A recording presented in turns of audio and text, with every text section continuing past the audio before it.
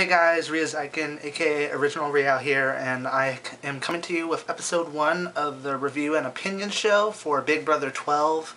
Hold on, sorry guys. I know I pretty much delayed on it for a while because of everything that's going on in YouTube, because there's this flagger who's going around putting false DMCA, false copyright claims against people's channels and videos.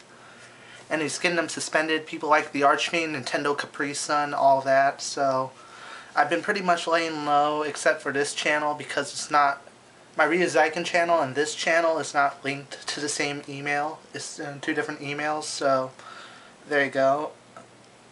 Now, on to the actual meat of the situation, because we have a lot to cover. There's been the opening episode, the episode where the nominations were revealed, and the episode where the power of veto was played, and today in about actually 1 hour and 40 minutes, or is it 40 minutes, I'm not sure, is actually the episode where the saboteur is revealed. The new HOH is going to be crowned, unless it's one of those endurance HOHs, and it's going to be really interesting. So I'm going to go over every house guest one by one, again, since there's a lot to talk about now. Andrew, from the first episode when we met him to the episode now, the Power of Veto episode, he's kind of peculiar, I'll have to admit, because, yeah, he's definitely a very strong believer of Judaism, and he definitely sticks out a lot more than the others. However, he's make himself stick out a lot more strongly and in a way that he shouldn't, and that he doesn't want to, because people think he's the saboteur now. Okay, so he drops out of the HOH competition. He willingly decides to sit out, even though HOH is the only way to guarantee yourself safety. Not to mention the fact that if he isn't the saboteur,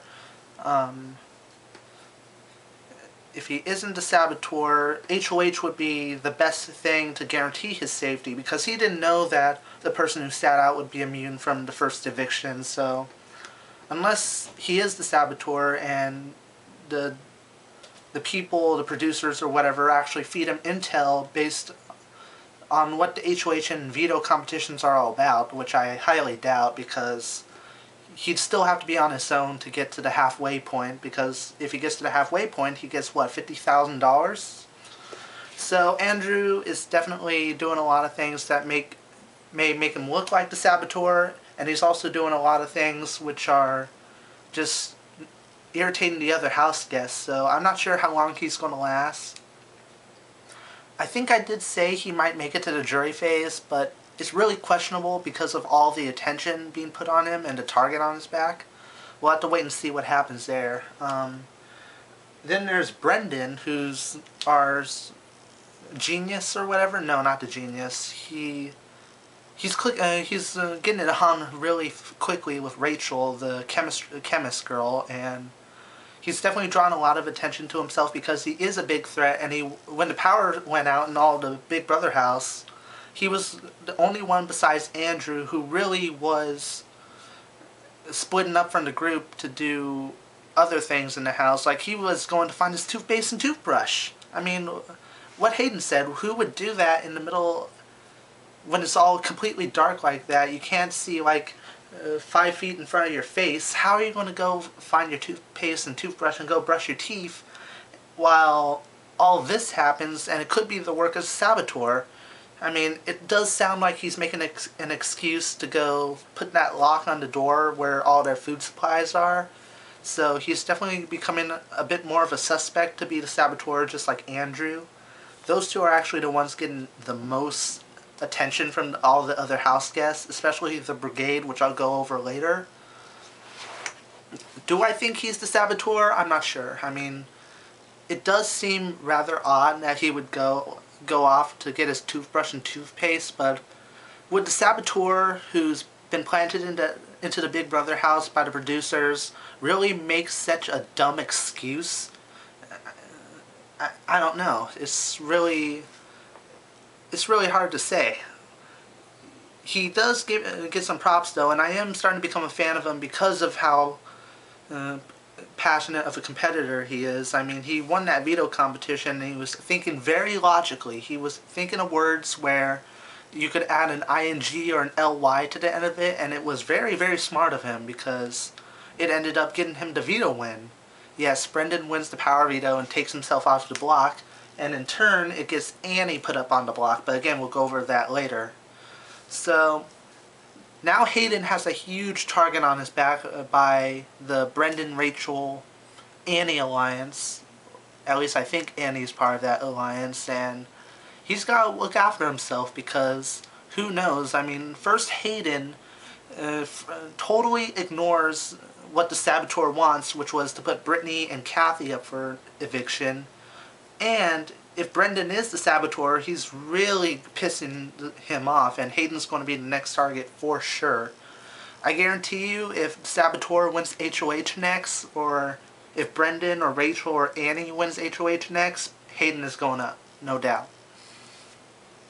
Now, speaking of Rachel, she's kind of odd. I mean, she's an oddball for sure. I mean, really bubbly, really has this big personality. I mean, she's the showgirl from Las Angeles, I believe.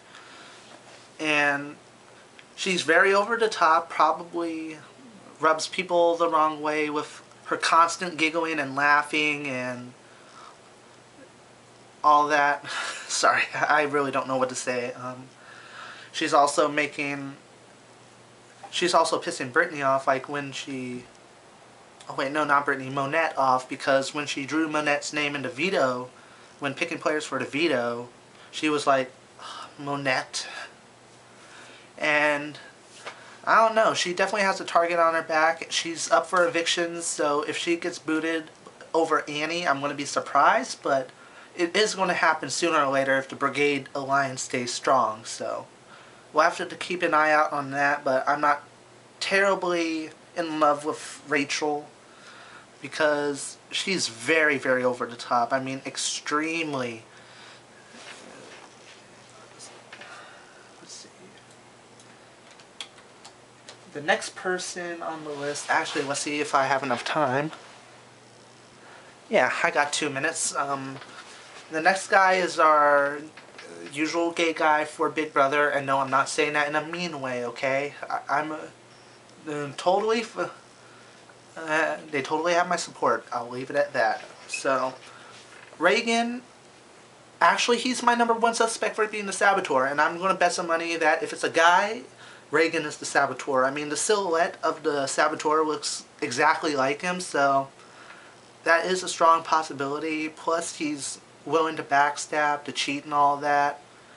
And I don't know, despite the fact we haven't seen very much of him besides being like comic relief, I do think he has the brains and the knowledge to be the Saboteur and to sneak through the cracks, because he's such a lovable guy, people probably won't suspect him whatsoever, so there is a strong chance Reagan's the Saboteur, and I'm going to say right now that he's my #1 male suspect to being the Saboteur, so in about an hour or so, hour and a half, we'll see if I'm right.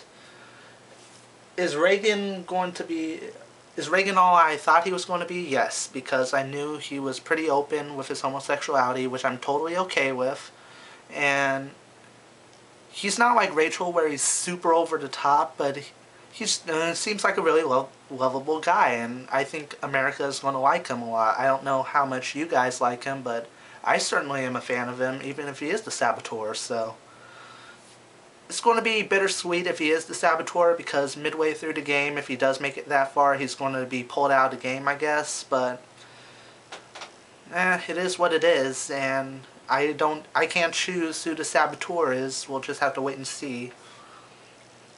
I think that's the end of part 1, because I'm probably cutting it real close to time, so I'll be back with part 2.